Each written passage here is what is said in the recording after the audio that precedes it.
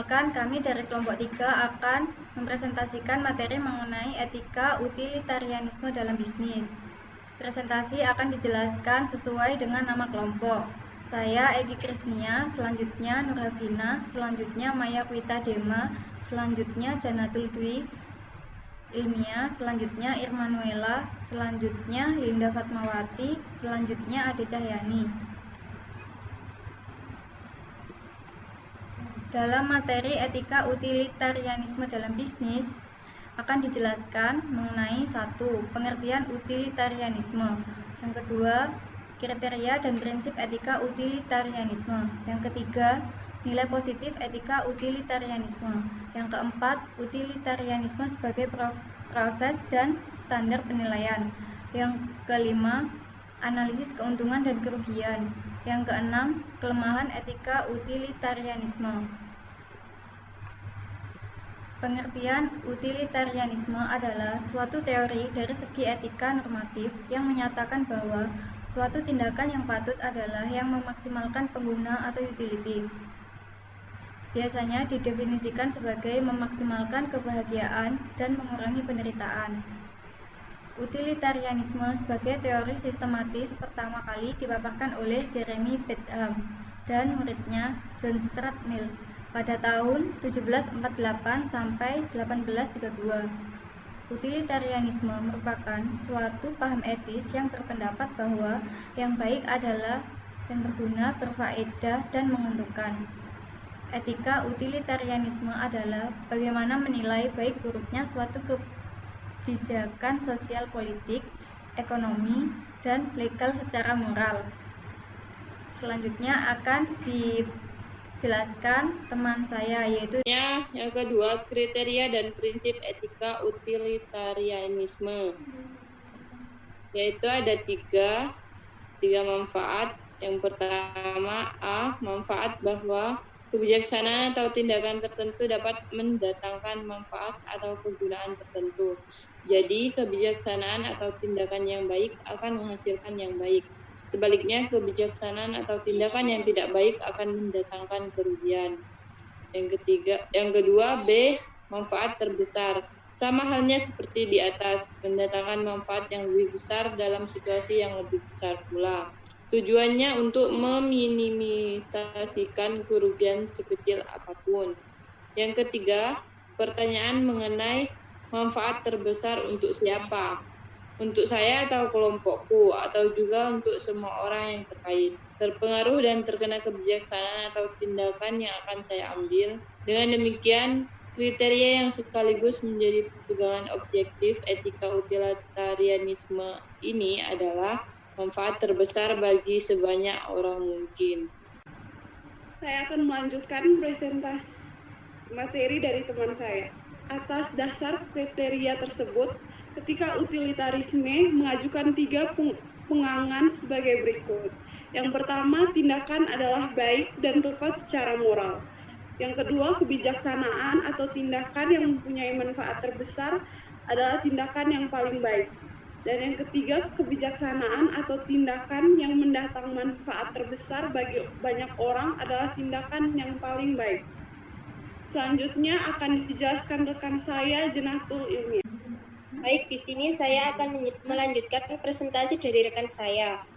Nilai positif etika utilitarianisme dapat dibagi menjadi 3, yaitu yang pertama, rasionalitas. Prinsip moral yang diajukan etika utilitarianisme tidak didasarkan pada aturan-aturan kaku yang tidak dipahami atau tidak diketahui keabsahannya.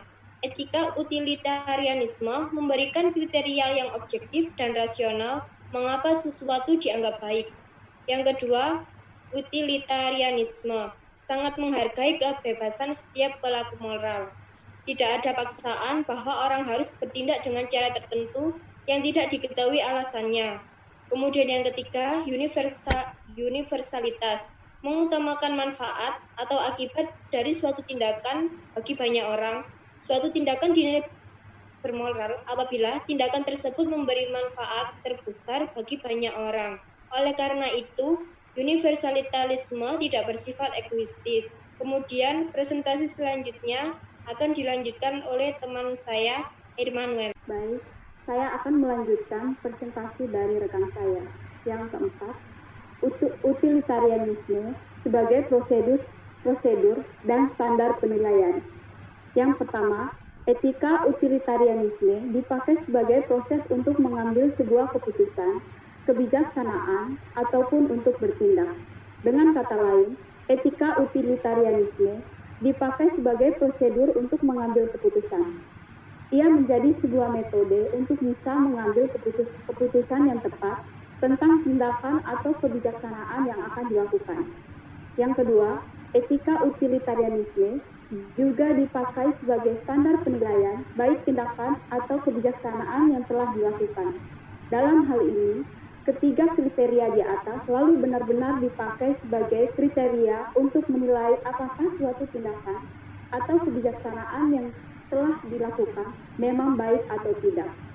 Yang paling pokok adalah menilai tindakan atau kebijaksanaan yang telah terjadi berdasarkan akibat atau konsekuensinya, yaitu sejauh mana ia mendatangkan hasil terbaik bagi banyak orang.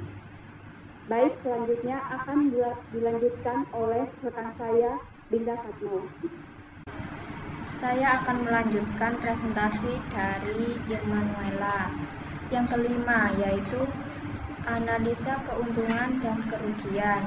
Keuntungan dan kerugian, cost dan benefit yang dianalisis tidak dipusatkan pada keuntungan dan kerugian perusahaan. Yang kedua, analisis keuntungan dan kerugian tidak ditempatkan dalam kerangka uang. Yang ketiga, analisis keuntungan dan kerugian untuk jangka panjang.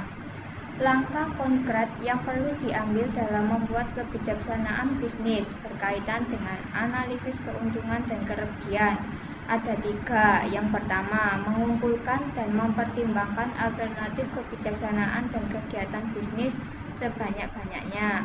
Yang kedua, seluruh alternatif pilihan dalam analisis keuntungan dan kerugian dinilai berdasarkan keuntungan yang menyangkut aspek-aspek moral.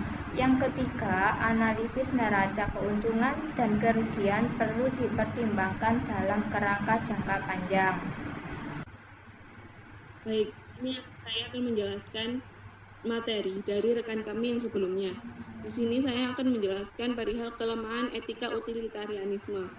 Kelemahan etika utilitarianisme sendiri ada 5. Yang pertama, manfaat merupakan konsep yang begitu luas, sehingga dalam penyampaian taktis akan menimbulkan kesulitan yang tidak sedikit. Yang kedua, tidak pernah menganggap serius nilai suatu tindakan pada dirinya sendiri dan hanya memperhatikan nilai tindakan sejauh berkaitan dengan akibatnya. Yang ketiga, tidak pernah menganggap serius kemauan baik seseorang. Yang keempat, variabel yang dinilai tidak semuanya dapat dikualifikasi. Dan yang terakhir, yang dinilai tidak semuanya dapat dikualifikasi. Seandainya ketiga kriteria dari etika utilitarianisme saling bertentangan, maka akan ada kesulitan dalam menentukan prioritas di antara ketiganya. Mungkin sekian presentasi dari kelompok kami. Mohon maaf jika ada kesalahan kata maupun perbuatan kami yang baik kami sengaja ataupun tidak kami sengaja.